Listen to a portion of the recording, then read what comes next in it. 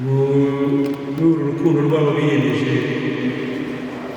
urugero rw'ubuziraherezo bamaze igihe bakundana none ngo bafashe icyemezo rero cyo kubana badutumyeho rero ngo tuzaza bitwereke tunabafashe kubyereka Imana banabirahirire duhari tubibere abahamya kandi tubahe n'umugisha baherekeza muri uru rugendo biyemeje.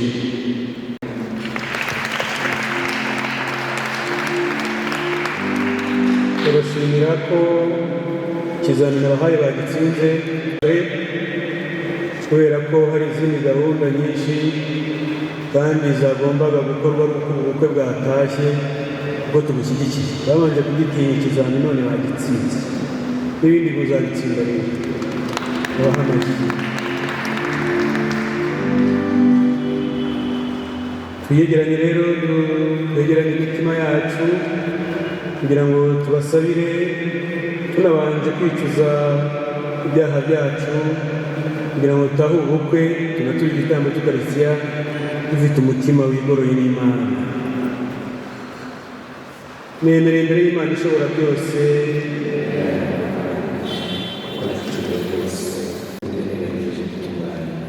kuko nacumuye rwose bituma nigenda muri bitatu by'iteka abamarayika bose n'abatagatifu bose n'abavandimwe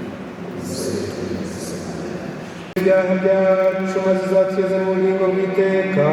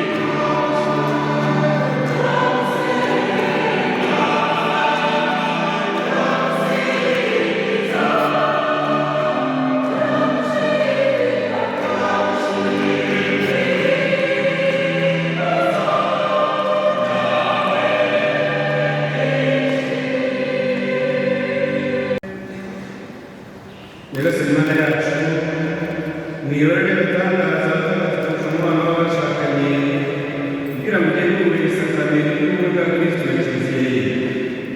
Turagusaba twiyoroheje ngo uhe abageni Uwineza Aime na Habimana Théophile kuzahora bagaragaza imirire yabo imbuto nziza z'isakramento y'ugushyingirwa bagiye guhabwa abana batoya. Kubwa Yesu Kristo Umwana w'Imana wacu, Imana n'Umwana w'Amateka n'Umwuka w'Umutagatifu, uko ibihe biba bisinzira iteka.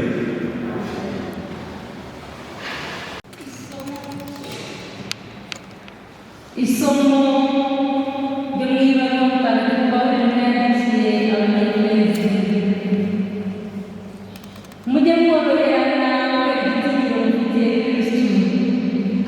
Abagore borohera abagabo babo nk'aho babigira nyagasani. Koko rero umugabo agena umugore we nk'uko Kristo agenda Kiliziya akanayobora umutuzo umubiri wose. Nk'uko rero Kiliziya yumvira Kristo, bityo n'abagore ntibajye bumvira abagabo babo muri byose. Namwe bagabo nimukunde abagore banyu nk'uko Kristo yakunze Kiliziya maze akayitangira. Yarayitagatifuje ayisukuza amazi n'ijambo riherekeza kugira ngo ayibutse imbere ye ibengerana nta rubanza n'iminkanyari cyangwa ibirenge, ahubwo ari Kiliziya ntagatifu kandi itagira amakemwa. Nguko uko abagabo bagomba gukunda abagore babo, mbese n'imibiri yabo bwite. Ukunda umugore we aba yikunze ubwe. Koko rero ntabwo yigeze yanga umubiri we, ahubwo arawugaburira akawitaho cyane, mbese nk'uko na Kristo agenzereza Kiliziya. Muyoboye se ko turi ingingo z'umubiri we? Nk'uko ibyanditswe bibivuga ngo nicyo gituma umugabo azasiga se na nyina akifatanya n'umugore we bakaba umubiri umwe. Iryo yobera rirakomeye, cyakora ibyo bivuze nzirikana Kristo na Kiliziya. Nuko rero namwe buri mugabo nakunda umugore we uko yikunda, n'umugore yubaha umugabo we. Iryo ni ijambo ry'Imana.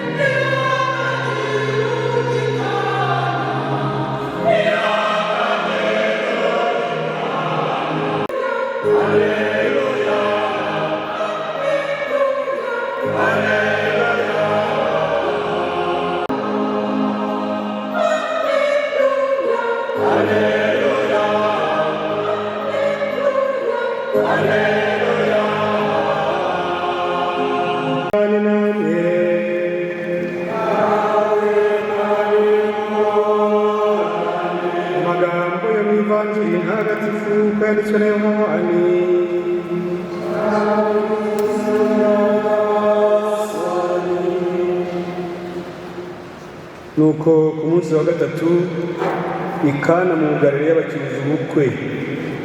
Nyina wa Yezu yari yabutashye, kandi Yezu n'abigishwa be bari babutumiwemo. Divayi imaze gushira, Yezu aramusubiza ati, mubyeyi, ari igihe ari nawe ngo tubigenzemo dute? Byongeye kandi igihe cyanjye ntikiragera. Nyina abwira abaherezaga ati, icyo ababwira cyose mugikore. Hari hateretse intango 6 zibaje mu mabuye. Intango yose yajyagamo inshuro 2 cyangwa 3 z'ikibindi. Yezu barababwira ati, nimwuzuze amazi izo ntango. Barazisendereza kugeza ku rugara. Yezu arongera arababwira ati, ngaho noneho nimudahe mushyire umutegeka w'ubukwe. Baramushyira. Umutegeka w'ubukwe amaze gusogongera ku mazi yahindutse divayi, atazi aho iyo divayi iturutse, abahereza bo bari bavomye bari bahazi. Nuko ahamagara umukwe, aramubwira ati, ubusanzwe umuntu arabanza agatereka inzoga nziza, bamara guhaga agaheruka itari nziza. Wowe ariko wakomeje gutereka inziza kugeza ubu. Aho i Kana mu Galilaya niho Yezu yatangiye ikimenyetso cye cya mbere, agaragaza ikuzo rye, maze abigishwa be baramwemera. Iyo ni ivanjiri ntagatifu.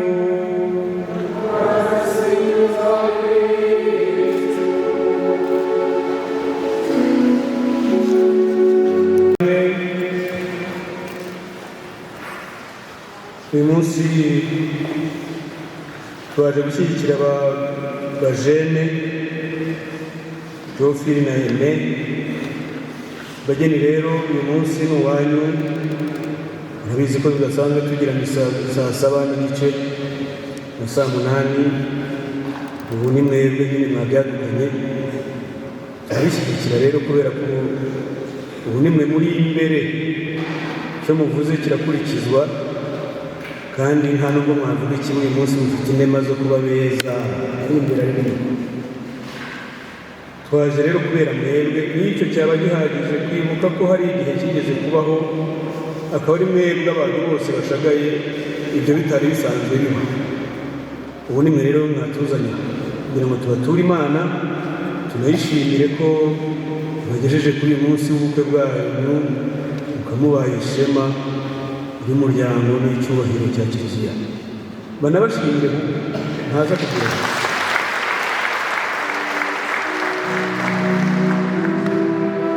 umunsi rero twaje kubashyigikira no kubatura Imana. Ari umunsi rero wo gushyingirwa, umunsi mukuru wo gushyingirwa ubwawo usanzwe uteye, ndetse n'aya masomo uyu munsi twabahitiyemo kugira ngo muyazirikane yo kubana. Biraduha uburyo bwo kuzirikana imiterere y'isakaramento ryo gushyingirwa n'uko abantu bakwiye kuryitwaramo. Icya mbere mugomba kuzirikana, sinaba bonyine n'ibyo mwese twese, ku isakaramento ryo gushyingirwa twese dufitanye isano naryo. Niho Imana ikorera umushinga wayo ukomeye wo kurema no kurera. Turazirikana rero ko Imana ubwayo ariyo yahanze isakaramento ryo gushyingirwa, ndetse irihanga mbere y'andi masakaramento kugira ngo abe ariho andi masakaramento ategurirwa mu rugo, aba ari naho avukira. Isakaramento ryo gushyingirwa rero ni isakaramento Imana ikomeyeho. Ubu mbese mwebwe Aime na Teofile mugiye mu mugambi w'Imana no muri gahunda zayo, kuko irabishyigikiye kugira ngo ibone uko ikomeza gukora no gukorana n'abantu. Abo muzabona, abo mwabonye barikerensa bakwiha kubyica, burya ni ubusazi bwabo buba bwabafashe. Kandi urugo Imana yubatse rugahabwa umugisha nk'uku, haba habaye ahantu hatagatifu, abantu basengera, bavugira ibyiza, haba abantu beza, Imana iba. Burya mu rugo ni ku rusengero. Ntumbaze uko abantu bafata ibisazi bibafata bakahatukanira, bakaharwanira, bakahasindira, bakahakorera n'ibindi byaha. Sinzi biba bibafashe, ni ugusara nk'ibindi mujya mubona se abasazi bahaguruka hano mu kiliziya bakiruka bakavuza n'induru bakajya banafata bibiliya bakayijugunya. Mwebwe mukaba muri abahereza bayo n'abana bacu. Uru rugo rero rwubatse mumenye ko ruteye isezerano ry'ubushyingirwa n'uko rikoze, ubwo nimutaha siko mutaha amagaye ngo tuyihumurishe nzaza muri iyo nshyashya.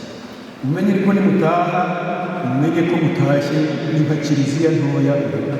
Mu kiliziya uzajya wumva nigufasha ibisazi wumva urashaka, ariko nabonye bitunga ngo ni mwembi ukumva urashobora kuvuga nabi usohoka ugiye gushaka hano kugira nabi mu kiliziya niba hatukanira ntibanaharwanira. Mu kiliziya hakorerwa ibyo abantu basezeranye gusa n'amasengesho n'amagambo meza, Imana ikabiranga. Ubwo rero Imana ubwayo yabihanze hanyuma ibiha abantu. Yari igamije ikirere, mutazanagira ngo ni ibindi bintu cyangwa no kugira ngo ikunda mwirire. Ko tubisoma mu nyigisho za kiliziya n'uko Roho Mutagatifu atwongorera kutubwiriza, usanga isezerano ry'ubushyingirwa icya mbere ntabwo bari byagaragaye. Icya mbere kwari kugira ngo abashyingiranywe babe gihamya nk'idarapo rizamuwe iwanyu vuba, babe gihamya ko uburyo urukundo rushoboka. Imana yigisha urukundo, kiliziya yigisha urukundo, amatorero yose ashobotse yigisha urukundo. Abantu bamwe rukabananira, abajene bakabatubaza urukundo rudashoboka. Bazakundana ubuziraherezo baba babaye nk'idarapo, ikirango cyerekana ko urukundo rushoboka. Muzaze murebe bya bintu abapasitori bigisha na bya bintu byanditse muri Bibiliya, urukundo Imana n'urukundo burya birashoboka. Ikibakundana batenya urukundo. Ubu rero uyu munsi nk'abakuru banyu abo ngabo bose bicaye inyuma bababanjirije nabo babyiyibutse, uyu munsi muvugurure namwe amasezerano yanyu. Isezerano ry'ubushyingirwa rigamije kuba abahamya b'urukundo rw'Imana mu bantu, mukagenda mugakundana, abantu bakajya baza kureba bagakundana, n'abagiye gushaka bagashaka kubera wowe n'umugabo wawe. Nicyo cyane rero burya isezerano ry'ubushyingirwa rigamije ko gushyira mu bikorwa rya somo ryo mu gitabo cy'intangiriro rivuga ngo si byiza ko umuntu aba wenyine, tumuremere umufasha bakwiranye. Rigamije ko umuntu wagiye mu guhamagara urugo atubakana n'uwo abonye wese, uwo bahuye mubake, uwo bahuye mubake, uwo bahuye mubake, bubake ngo nk'amagana 3 mu mwaka.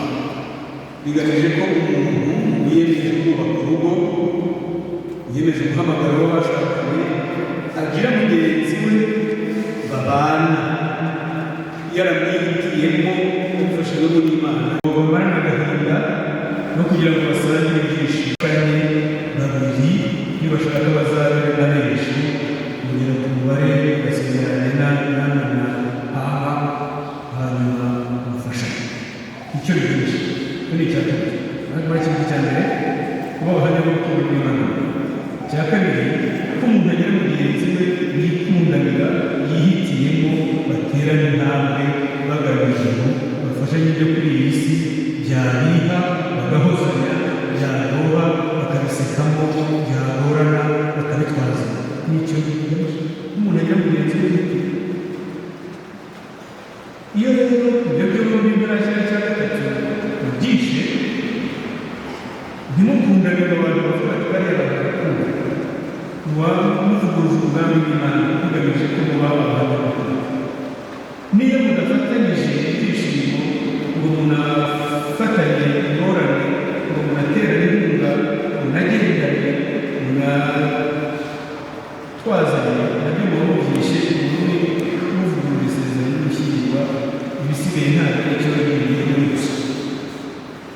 Muzabigerageze rero gukundana abantu babone n'Imana babone tubishime, munagerageze gufashanya impande zombi, byaba byarabashye ntihahora n'ingorane sinzi ko ziza, ariko ntizizahare nyinshi babasha bazasiga zabafashe impande mu gereza.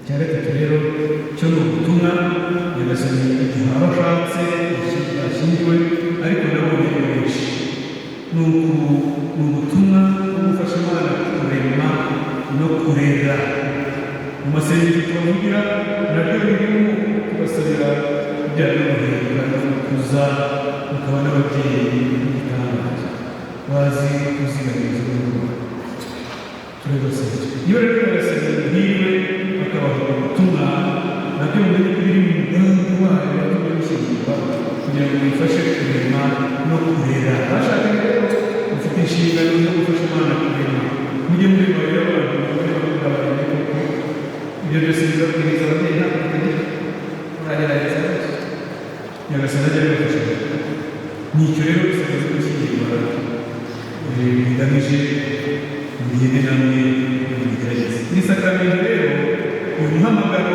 uhisemo yewe n'ibindi yose n'ibindi wacu Imana kubafasha gukira uyu muhamagaro wanyu n'ibindi yose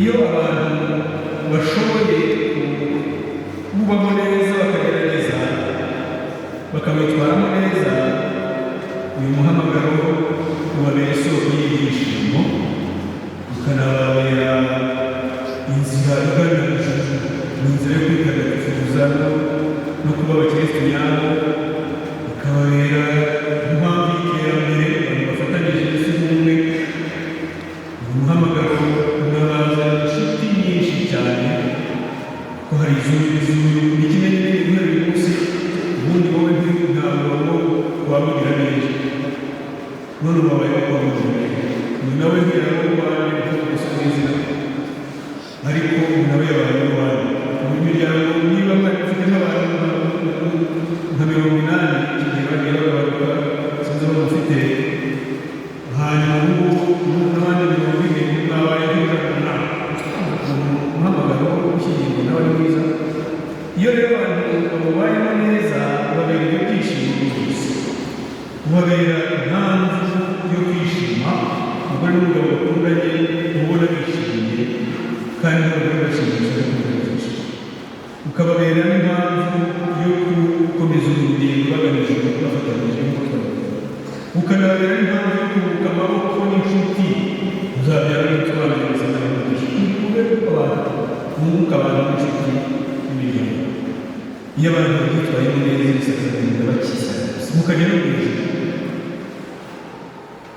ariko iyo abantu babirangayemo bagahindura indangare nk'abandi babonye mukabona murayitinye burya nibo bakeya n'uko ikihe kigaragara ababanye neza ni benshi kandi n'utwo mwabonye dukeya ni utwo abantu babana n'abakora kugira batya ariko burya baba bakundana gusa rero iyo abantu bigize indangare n'abagabo babera ahubwo impamvu bihirwa cyane ni abandi utarashatse iyo byapfuye bigutwa n'uwabyiye rero mwebwe turabizeye mwe rero Kaneza na Teofile turabizeye keretse n'imwandikana ibindi ariko ubundi iwanyu mwembi turabazi kiliziya turabazi turabazi ubundi bandi baragerageje iwanyu bari bagerageje babaha ibyangombwa byose byatuma abantu bazima muba n'abantu b'imfura kandi mwebwe ubu kugeza ubu mwari mwarumviye umunyarwanda bitonda kandi wabateguriye n'uburyo bw'abasore neza ufite umutima n'amagambo make ndetse n'umwaduka nacyo ubundi bari bagerageje na kiliziya bari bayibashyizemo babatoza no gusenga nabonye gusenga ku rugero rwayo ibyangombwa rero biba bifite uburere kandi bifite Imana n'Ukristo icyo bibasaba rero icyo bibasaba ni ukugerageza kubisigasira no kubyongeraho ibindi ubu barabasize mbere n'imibegerezi mugiye no kuba bakuru mwishakashakire n'indi migenzo myiza n'ubundi bupfura mwungutse n'abandi babyeyi be yari afite umwe n'undi n'undi mubonye benshi mugende rero mugerageze ikizabafasha rero bashaka ni isengesho niyo mwagera muke muramutse mubaye umugore n'umugabo musenga by'ibibwa bitereye aho ngaho ushaka guhakaniye ntimwabishyiraho kandi hasi bazagaruka bongere babubakiye yego bazabafasha ariko mu 80% n'ibyanyu isengesho rero nk'uko mwabiboneye isura nyoko n'abavandimwe banyu n'ababarera mumenye ko ari byo bizabubakiye isengesho no kuba abakirisitu nyabo kuba inshuti y'Imana n'ikintu nabyo mwumvise mu ivanjiri ukanamugara y'abagabo bacyuje gushushanya umubano w'abantu iriya divayi abashirane n'imvugo y'abayapani bifite bisobanura bivuga gushyira kuri byishimo kuba rero bari bamaze divayi kuko utarashira mu mvugo ya Bibiliya na teolojiya bivuga guseba n'inzoga zishize ngo yahuye kuko bitararangira baba basebye ariko ntiwacu gusebye makara uwamusebye mu muco wa Yahuda rero bamaraga inzoga isaha zitaragera zo gutaha babateraga amabuye kuriya kariya gaseze rero bwaba yicaye gahaguruka kuko byari bikiri saa 10 kandi ubwo biburanye saa 12 bataha saa 3 icyo rero gahaguruka kugira bitabara niyo mutazi bya Bibiliya kugira ngo ntacyo yakoze twari kubarinda igisebo no kubarinda gupfa kuko Abayahudi bamutereranya gupfa bari barinze gupfa bajya gutabara nta bafite abagiriye bagize nuko Yesu yari ahari bari baramutumiye na Bikira Mariya haki ijuru ryari riri nimufore iyo zibashirana insoresore z'Abayahudi zikaza amaze gufata amabuye bataratuye Yesu yigiriye n'ikafariro ngo bakiza ibiragi n'ibindi utekereza icyari nimufore uko byari kugenda iyo Bikira Mariya adahari ngo agonde Yesu kuko Yesu yari yaramutse nta gitangaza yakora nuko ari Bikira Mariya wamugondoshe yari kubapfana yari gusaba bajeni rero namwe bubatse ibanga ry'umwana n'uburyohe bw'ubuzima kandi bigakomeza bavuga ngo wowe wakomeza gutereka inziza kugeza ubu ibanga ryo gukomeza gutereka inziza gukomeza kugira ibyishimo n'umubano n'amahoro ukayobora isazanye umukuru kumwe na Yesu ntumureke no kuba inshuti ya Bikira Mariya aho wananiwe kubisobanura Bikira Mariya akabikuvugira niga abantu muzagerageza ntuzasiga Imana tuzabapfana kandi zijya zishira gushira kwa Mariya kuko gushira kw'ibyishimo nta n'ubwo nta muhamagaro n'umwe nta buzima na bumwe zigashira kandi Yesu rero zibanga zirashira kuko baranga basa n'abasenge n'umukirisitu waba bakagera bitari igihe kigera ukabona arazagiye guseba kandi agiye guseba ni ukuvuga ko nta buzima butaba bigerageje amahirwe rero y'abakirisitu babana n'Imana babana na Yesu n'inshuti ya Bikira Mariya niyo bari bagiye guseba nk'abandi ntumenye uko bikize kubera ko Yesu yaje nicyo rero turifuza kuba abakirisitu uburyo n'imba zigiye no kubashirana ibyishimo bigiye gushyira cyangwa batabaze tuzamo muzajya mwibuka ko Bikira Mariya iriho urugo ko musanzwe museba kugaragara ko na Yesu agahita ko ari buzima ko mu muti nk'ababaje bahita ko mu mutima mwene wanyu ukabona ntimumenye ko bikemutse kubera ko abana basize ibindi muzahindutse ari mu bushobozi ubundi rero mwihanganirane muri abatagatifu n'umwe muri abana beza umwe mutari abatagatifu umwe nabo undi badashoboye bamwihanganire ariko n'unazagerageza gushobora urakabona rimwe byanze ko wagerageje bakaba aribyo bakwihanganira mwihanganirane mukundane ubundi bikurenge kuba mu masezerano yawe nazabana hire muzabitere umugisha namwe n'abakirisitu mwese imiryango bavandimwe muteraniye hano ari abubatse kuba abantu bashobokeye Imana kandi bashobokanye n'abandi kandi musenge nimugwa mubyuke bitinde biheruke biherekereza bitaha tubisabire kandi tubisabire n'ababyeyi bacu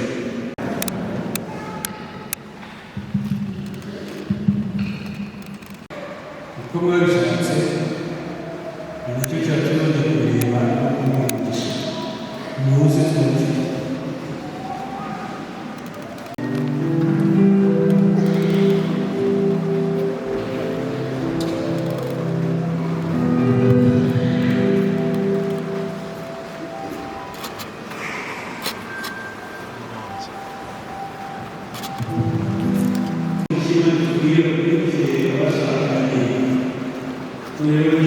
naje muri kiliziya kugira ngo urukundo rwanyu rwemerwe n'Imana imbere y'abasaserdoti no mu maso y'Itorero rya Kristo. Urwo rukundo rufitanye Kristo arusendereza imigisha ye, ararwuzuza kandi arukoresha isakaramentu rigiye kubana kugira ngo mwebwe abagaragaza abatisimu ushobore kubana iteka guhemukira kandi urangize neza buri wese ugenda wabashaka. Niyo mpamvu imbere y'Itorero rya Kristo ushaka kubabaza ngo niba mutekereza imitima yanyu yerekeye isezerano mwifuje kugira ngo naje gusezerana ku bwanyu bitarimo abagabo barwana ku bwanyu ubwacu. Ndashaka gusezerana Kristo, muzi ko mugomba gukundana no kubahana mu mibereho yanyu yose mudahindukirana, murabizi. Urukundo abana bose Imana yabahaye kandi bakorera Kristo, murabizi. Muzi ko bashakaga bagomba kwihangana kandi bagatera inkunga igihe bari gukora ibibazo, igihe batinze kubyara n'ibindi byose bibakomeretsa, bagatera inkunga kandi kwihangana banafasha mu bukarizi. Ubwo mwifuje kugirana isezerano ry'ubutagatifu, umwanya w'ibiganza maze imbere y'Imana na Kiliziya umwami w'isezerano rye.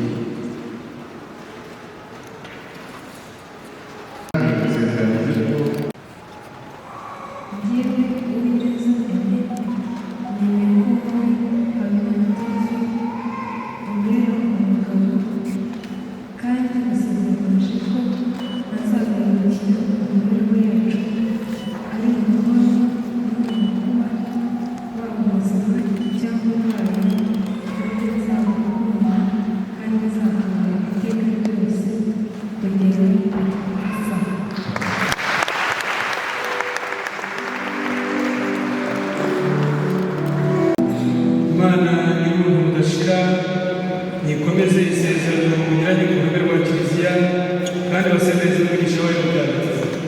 Bityo rero icyo Imana yaboneye hamwe umuntu ntakagitandukanye. Ku izina ry'Imana Data n'Umwana n'Umutagatifu. Rero mumaze gusezerana, ubu none twese ducece muzirikane ubuntu Imana yagiye.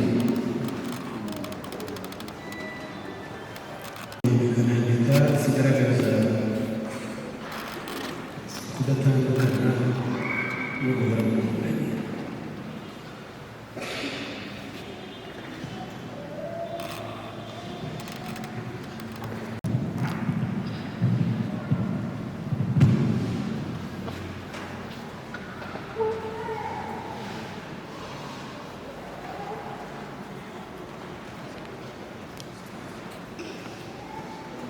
Nyagasani, izi mpeta ni ikimenyetso cyagenewe kugaragaza ubumwe bukomeye buhuza abagiranye imbere yawe isezerano ryo gushyingirwa. Turakwinginze rero uzihe umugisha wawe kugira ngo abagiye kuzambara bahore bakora ubushake bwawe, bagume mu mahoro yawe, maze bazabane iteka bakundana. Kubwa Yesu Kristo umwami wacu.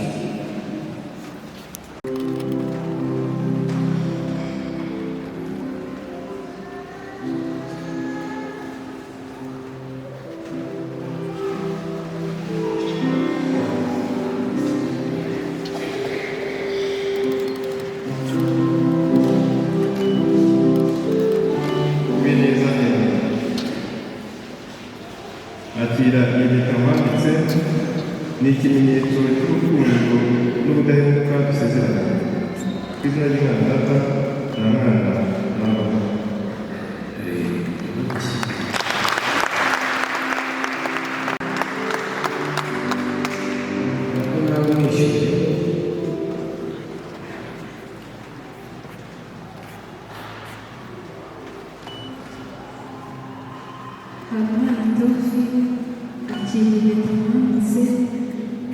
ni ikimenyetso cy'urukundo n'ubudahemuka dusezeranye ku izina ry'Imana Data na Mwana na Roho.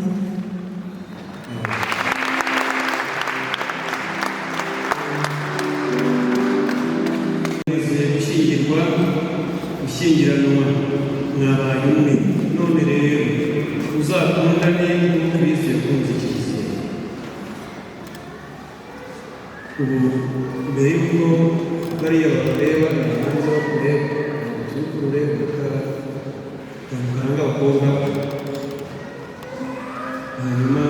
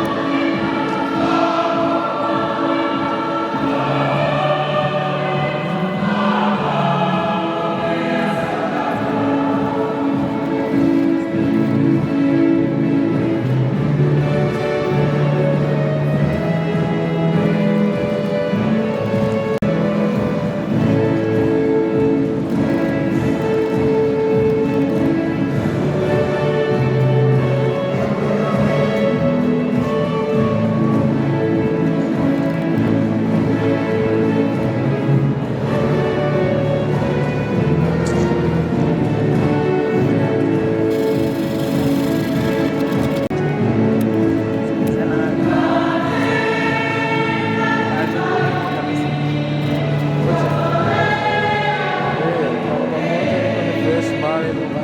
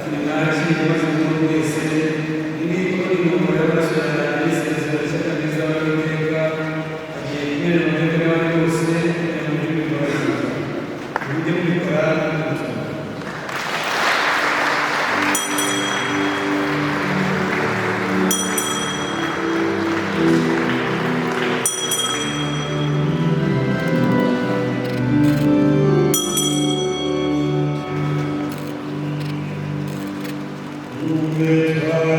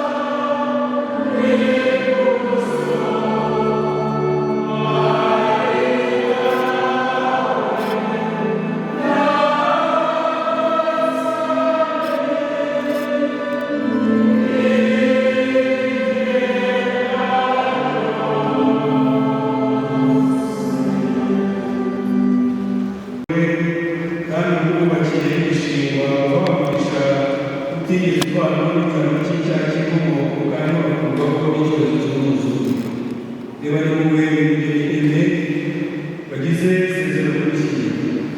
Ndagusaba gukomeza n'umugisha wawe, ugamuhe kurangwa n'amahoro n'urukundo, azahore akurikiza urugero rw'abagore b'intungane baratwa n'ibyanditswe bitagatifu.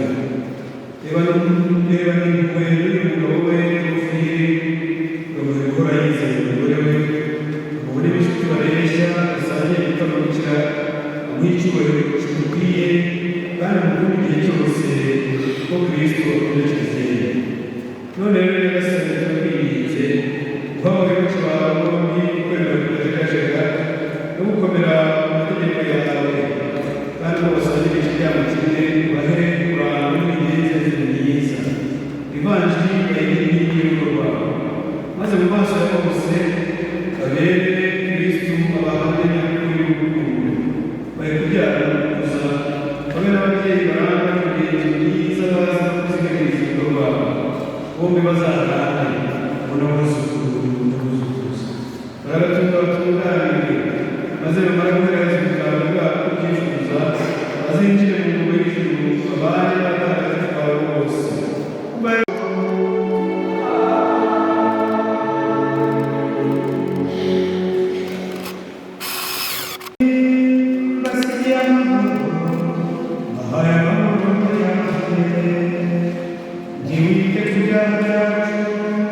Ahubwo